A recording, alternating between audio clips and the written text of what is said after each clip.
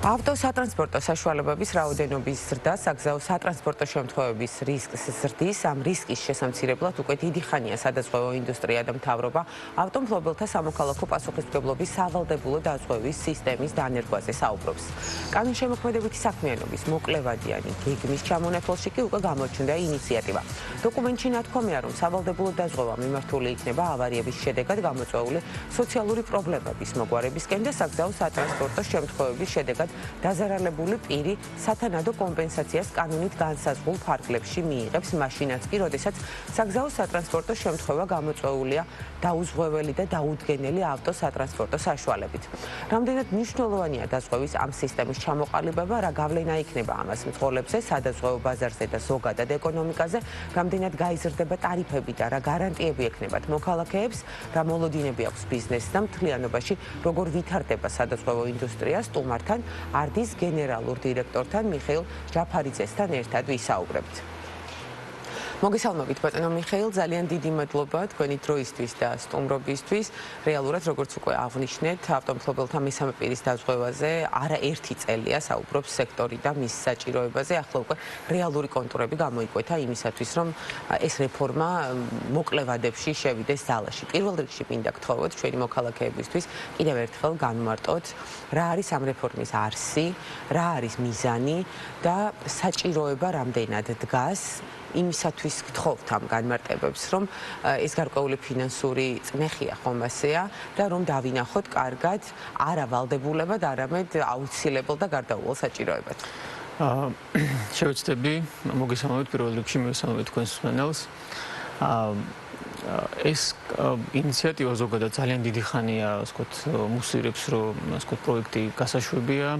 საინტერესო ინიციატივა და საჭიროც ერთ-ერთ ასე ვთქვათ, მცირე ქვეყანათა ჯგუფს განვეკუთვნებით, რამოდენიმე ქვეყანა მსოფლიოში, ვისაც მსგავსი ტიპის კანონი არ აქვს და შესაბამისად ჩვენ თუ ამას დავეწევით, რა თქმა უნდა, ცუდი არ იქნება. ძირითადი არის იმაში მდგომარეობს, რომ ეს პროდუქტი თავისი შინაარსით უფრო მეტად სოციალური პროდუქტია, ვიდრე კომერციული პროდუქტი. მაუხსნე რას გულისხმობ, ნახეთ, რომ როდესაც ავტომობილს ფლობს ადამიანი, მას ავტომატურად აქვს რისკი, რომ შესაძლებელია დააზიანოს ხუსი ავტომობილი, დააზიანოს ხუსის სხვა ქონება, ან დააზიანოს ჯანმრთელობა, ან თუ შემთხვევაში სიცოცხლეზე.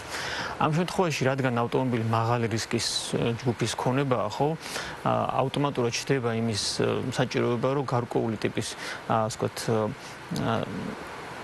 სირბილე, სოციალური სირბილე შემოტანილი იყოს. დღევანდელ სიტუაციაში რა მოცემულობა გვაქვს, როცა ავტოსაგზაო შემთხვევა ხდება, ამ კონკრეტულ შემთხვევაში ინდივიდუალურად ხდება გარკვევა, გარჩევა, კონკრეტული თანხა საჭიროა, საკმარისია თუ არა, საჭიროა თუ არა ნაზაურება და ასე შემდეგ, რაც იწვევს გარკვეული ტიპის გაუგებრობებს, კონფლიქტებს და ასე შემდეგ. ეს თავისთავად აი ამ კანონით უკვე მარტივდება.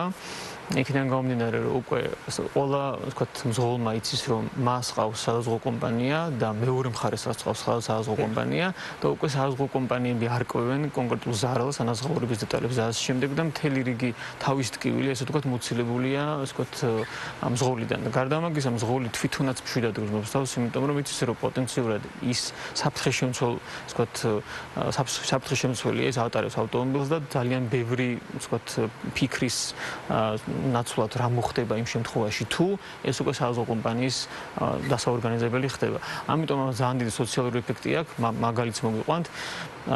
ბოლო პერიოდში სტატისტიკას ვუყურებთ, ქვეყანაში არის დაახლოებით 2 მილიონი ავტომობილამდე რეგისტრირებული.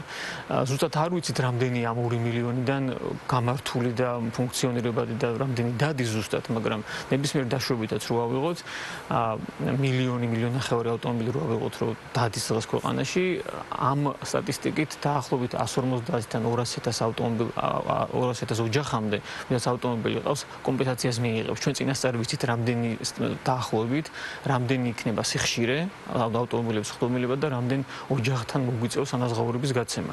რომელიც დღეს არ ხდება, ხო, ეს სადღაც არ არის აღრიცხული ეს ყველაფერი. ამიტომაც არის საზღვაო კომპანიებში ჩვენთან როცა ნებაყოფლობით ეზღოვენ ადამიანები ავტომობილთა პასუხისმგებლობის დაზღვევით, აქ ვთქვათ, სიხშირის რაოდენობა მეტია ვიდრე ბავშვთა ოფიციალურ სტატისტიკებში, იმიტომ რომ ოფიციალურ სტატისტიკაში ხშირად ადამიანები საზღვაო შემთხვევა რომ მოხდება, ისინი მარტივად იშლებიან, არ ხდება ამის დარეგისტრირება, ჩვენთან ყოველთვის ხდება, იმიტომ რომ ნებაყოფლობ დაბალებით დაზღვევა და მთავარი შეკითხვა რაც ხშირად არის ხოლმე ნიუანსი რომელიც ეშლებათ არის რომ აქ არ არის საუბარი ავტომობილის დაზღვევაზე. ავტომობილი არის კონკრეტული ადამიანის ქონება, ის მას თუნდა დააზღვევს, უნდა არ დააზღვევს. აქ საუბარია მის პასუხისმგებლობაზე სხვის მიმართ ქონებრივი ზიანი იყოს სანაზღაურებული. აი ეს არის ძალიან მნიშვნელოვანი დეტალი, იმიტომ რომ შეიძლება არის ხოლმე რომ რატო უნდა დავაზღვევო ჩემი ავტომობილი, ჩემია და ეს მართალია. აქ არ არის საუბარი კონკრეტული ადამიანის მის პირად ქონებას. ეს არის ალბათ ის მთავარი არგუმენტი მოქალაქეებისთვის. ეს არის პასუხისმგებლობას. მხოლოდ ის რომ ავტომობილს ფლობს, სხვა ადამიანს ან ქონებას ზიანი მიაყენოს, ამის კომპენსირება გარანტირებულად მოხდეს კონკრეტულ ჩარჩოებში და სოციალური ეფექტი უკეთესი მიიღოთ ვიდრე დღეს გვაქვს. ეს ამთავრად ბატონო მიხეილ, საინტერესოა, რამდენად არის მზად მსგავსი მასშტაბის რეფორმისთვის ერთის მხრივ სექტორი და ასევე მოქალაქეებიც. სექტორის მზაობა ფიქრობ საკმარისზე მეტი, ამიტომ რომ ტექნოლოგიურად გამართულია სექტორი სრულად და აქედან გამომდინარე მოცულობით ეს სახეობა არ არის ისეთი რომ დაუშვათ არსებულ საბაზრო კონიუნქტურას რაიმე ტიპის სიმრუდე მოუტანოს, არ არის ამ სიდიდის. რაც შეეხება მომხმარებელს, ეს ფიქრობ რომ წლების მანძილზე მიმდინარეობს ავტოდაზღვევის რაოდენობაც იზრდება წლამდე დაბალი ტემპით, მაგრამ მაინც იზრდება. თუმცა თუ შევხედავთ იმ სარგებელს, რაც ამ პროდუქტს შეუძლია მოუტანოს მოსახლეობას, ეკონომიკას ზოგადად, ხო? და იმ ღირებულებას, რაც ეს პროდუქტი ეღირება, ხო, ბევრად დიდი, ისე ვთქვათ, სარგებლის მიღება შეუძლია მოსახლეობას. თუმცა ცხადია, როცა სიახლე შემოდის, იქ ყოველთვის ჩნდება კითხვები და ეს ბუნებრივია. კი, და ასეთი სხვადასხვაობა რა თქმა უნდა. სწორედ ღირებულებაზე მინდა გკითხოთ, რაც მოქალაქისთვის ხშირად არის ხოლმე მნიშვნელოვანი და განსაზღვრელი. ახსენეთ, რომ იმ მცირე ქვეყნების ჩამონათვალში ვართ, სადაც არ არის ავტომობილთა მესამე პირის სავალდებულო დაზღვევა ჯერ კიდევ შემოღებული. საინტერესოა დაახლოებით, ანუ არსებული პრაქტიკების გათვალისწინებით, რა შეიძლება ღირდეს პოლისი, აი თვიურად ან წლიურად რომ განსაზღვროთ. იცით, იქიდან გამომდინარე, რომ კანონი განხილვის ეტაპზეა, ამ ეტაპზე გამიჭირდება, თუმცა, ვთქვათ, ორიენტირებს მოგცემთ, სულ მარტივად საუბრობთ ხოლმე, რომ დაზღვევა დაახლოებით ღირს ერთი სავსე ავზი წელიწადში. ბენზინის ერთი სავსე ავზი ოღონდ წელიწადში. შესაბამისად, ეს ავტომობილის ფლობელი როცა ავტომობილს ფლობს, ის მან იცის გარკვეული დანახარჯებებიც აქვს ავტომობილთან მიმართებაში, უნდა ჩაასხას ბენზინი, უნდა მიიყვანოს, ასე ვთქვათ, პროფილაქტიკაში ავტომობილი, გარიცხოს და ასე შემდეგ. ბევრად ხელმისაწვდომია ეს პროდუქტი იმ ყველა სხვა დანახარჯთან შედარებით, რომელიც ავტომობილის ფლობას ისედაც უკვე აქვს. მაგრამ სარგებელი ამის ბევრად მეტია, იმიტომ რომ ეს კონკრეტულ თანხებში ტრანსფორმირდება ყოველ წელს და აქ ჩვენ საუბრობთ ათეულობით მილიონ ლარის ანაზღაურებულ ზარალზე ყოველ წელიწადს, რომელიც ვიცით წინასწარ სიხშირე რა იქნება, უბრალოდ დეტალებს ვერ განსაზღვრავთ კარგად, იმიტომ რომ როგორ იქნება კონკრეტული პროდუქტის სტრუქტურა, ჯერჯერობით დაზუსტებული არ გვაქვს, ხო, კანონი ხელში არ გვიჭირავს, როგორ იქნება, ასე ვთქვათ, აღსრულება ამ კანონის, ამასაც ძალიან დიდი მნიშვნელობა აქვს, იმიტომ რომ თუ მაგალითად კანონის აღსრულება შედარებით რბილი იქნება, ამ ყოველ შემთხვევაში შეიძლება ძალიან ცუდი შედეგი მივიღოთ საზღვაო ინდუსტრიის, იმიტომ რომ მოცვა არ იქნება და ძალიან ბევრი ესეთი ნიუანსია, რომელიც ამ საკითხებზე, რაც თქვენ ახლა გააჟღერეთ და ის არის ძალიან მცირედი ალბათ იმ არსებულ გამოწვევებს შორის, რაც თან ახლავს რეფორმის ძალაში შესვლას. თუ მიმდინარეობს საუბარი სექტორთან აქტიურად, ანუ ერთიანი ძალების თუ ხდება ამ რეფორმაზე მუშაობა. ამაზე აი როგორც ეხლა რომ გამოვიდა ინიციატივა და ნახეთ ჩანაწერი ამ ეტაპზე უკვე დაიწყო, ასე ვთქვათ, ამაზე საუბრები, თუმცა კონკრეტიკა რა იქნება შემდეგ ალბათ უკვე იქნება კომიტეტების საკომიტეტო განხილვის ჭრილში, ასე ვთქვათ, იქნება ვიზიტები და იქ უფრო მეტად დაზუსტება ალბათ იქნება შეკითხვები ორივე მხრიდან და ეს კონკრეტიკა მერე გამოჩნდება. ამ ეტაპზე ზოგადი კონცეფციებით შეგვიძლია ვისაუბროთ, ეს ვთქვათ მონახაზი რაც არის ძველი მონახაზი, რომელიც თქვენ საუბრის დაწყებაში აღნიშნეთ, ძველი პერიოდიდან მოდის წლების წინ არის ამ პერიოდში ხადია სამყარო ცვლილებოდა ჩვენი ავტოდაზღვევის ზარალები მაგალითად ერთ პოლისზე რაც ქონდა პირველად 6 წლის წინ ახლა ორჯერ ძვირი გვიჯდება აქედან გამომდინარე რა გარკვეული ცხოვრება ცვლილება წინ მიდის ამ კუთხით თუ იმ კუთხით და ჩვენ რეალურად უნდა ვადაპტირდეთ იმ რეალობაზე რაც გვექნება იმ კონკრეტული მომენტისაც როცა კანონის მიღება ბუნებრივია ეფექტიანობის გაზრდისთვის კი იმიტომ რომ რეალურად ბევრი ნიუ ტექნოლოგია ძალიან მაგალითად ინდუსტრია სრულად მზად არის და ეს ესეც უნდა იყოს, რომ მთლიანი ციფრული იყოს პოლისი პირობითად ვიძახი. იქ როგორ მოხდება ამის რეალიზაცია, როგორ იქნება მოცვა, როგორ იქნება აღსრულება, რა ტიპის დაფარვები იქნება, იმიტომ რომ მაგალითად თუ იქნება შედარებით მოკრძალებული დაფარვები, სხვანაირი ფასიღებს, თუ იქნება აი დაფარვებზე მინდა გკითხოთ, ისევ არსებული პრაქტიკის გათვალისწინებით, საწყის ეტაპზე როგორ განიხილავთ, ანუ რა ტიპის დაფარვა უნდა მოიცვას სავალდებულო დაზღვევაში? ზოგადად კლასიკურად რო შევხედოთ, ანუ ნახეთ, კიდევ ერთხელ ვიძახი, გააჩნია ჩვენთან როგორი პროდუქტი იქნება, მაგრამ კლასიკურად რო შევხედოთ, აი ახსრულების საუკეთესო ვერსიით.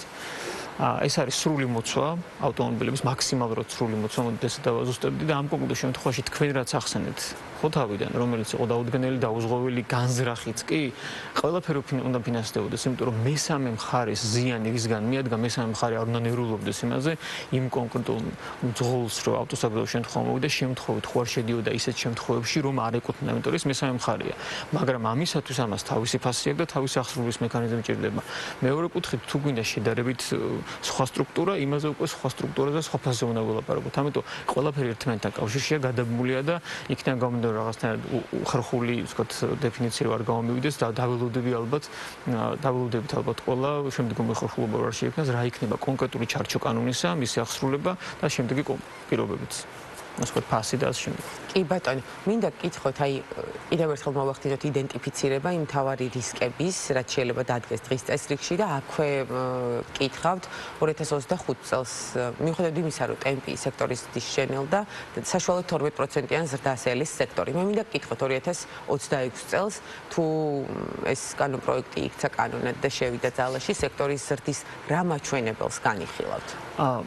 ისევ დავაზუსტებ, რომ გააჩნია რა იქნება მოცვა, მაგრამ რო წარმოვიდგინოთ კარგი ახსრულების პირობებში, დაახლოებით ფიქრობთ, რომ მარტო ეს სახეობა დაახლოებით 20%-ით გაზრდის ბაზარს, რაც ამ წუთში არის, მაგრამ იყოდა რომ როცა 6 წელს წინ ვსაუბრობდით, ეს შეიძლება ყოფილიყო 40%, მაგრამ ამასობაში ბაზარიც გაიზარდა, დაახლოებით 1.5 მილიარდამდე უნდა იყოს წესით ჩვენი ლოგიკით ეს ჩვენი ბაზარი და ფიქრობთ, რომ დაახლოებით 20%-ით, 15-20% შეიძლება ბაზარი დამატებით გაიზარდოს აი ამ სადაზღვევო სახეობის დაწყების შემდეგ, თუმცა კიდევ ერთხელ ხაზს გავუსვათ თქვენ როგორც იკითხეთ თავიდან, რომ სადაზღვევო ინდუსტრიისთვის ეს არის უფრო ფრთხილობთ ამ პროდუქტს ძალიან, იმიტომ რომ სოციალური პროდუქტი არ ქონი, სტატისტიკა ძალიან დიდი ხანია არ გვაქვს და არ ვიცით რა არის სწორი, ვთქვათ, სიმძიმის წერტილი აქ.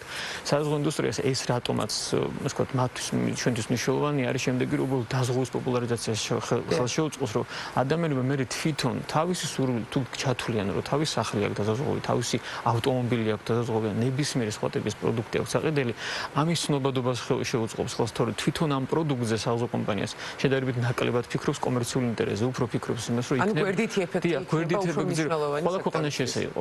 ყველა ქვეყანაში ესე იყო, როცა იწყებოდა სავალდებულო დაზღვევის სახეობები, რამოდენიმე წლის შემდეგ მოსახლეობა უფრო მეტად ყიდულობდა ნებაყოფლობით დაზღვევის სახეობებს, რომ მათ სამეურნეო, საოჯახო, ასე ვთქვათ, დაგეგმისას უფრო მეტი რისკი გადაცემული ყოფილიყო ფინანსურ ინსტიტუტზე და მეტი სტაბილურობა ჰქონოდა მათ ფინანსებს.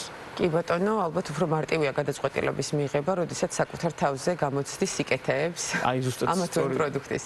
კი ბატონო, და ბოლოს მაინც თქვენი მოლოდინი როგორ არის 2026 წელს შევა ძალაში ავტომობილთა მესამე პირის სავალდებულო დაზღვევა? უფრო ვიტყოდი, სურვილი გვექნებოდა რომ შევიდეს ძალაში, მოლოდინი არ ვიცი, სურვილი გვექნებოდა ცხადია რომ დაიწყოს კანონპროექტი და ფიქრობ რომ აი დაახლოებით 2-3 წელიწადში, პირველივე წელს ფიქრობ, მაგრამ 2-3 წელიწადში ბევრად უფრო მეტად გამოჩნდება ამის სიკეთე, იმიტომ რომ აი დაზღვევა როგორც ინდუსტრია უფრო მეტად მიიღებს ადამიანების ცხოვრებაში მონაწილეობას და შემოსა თქვენ როგორც აი სიკეთე ხო რომ თურმე აქაც რაღაც სიკეთე არის რომელსაც შეუძლია ჩემი ცხოვრება რაღაცით დააბალანსოს ამას მივახცევთ რომელიც დღეს ძალიან მოკრძალებულად ვარ ჩვენ დააბალანსოს და ცხოვრების ხარისხის გაუმჯობესებას. რა თქმა უნდა, ამიტომ ვარ ჩვენ რომ აი რაღაც გარკვეული ფინანსური ბალის ვქნით რომელიც მოსახლეობას ჭირდება ფაქტია რომ მუშაობს მაგრამ ძალიან მოკრძალებული ხვედრის წილი გვაქვს ჯერჯერობით ეკონომიკაში.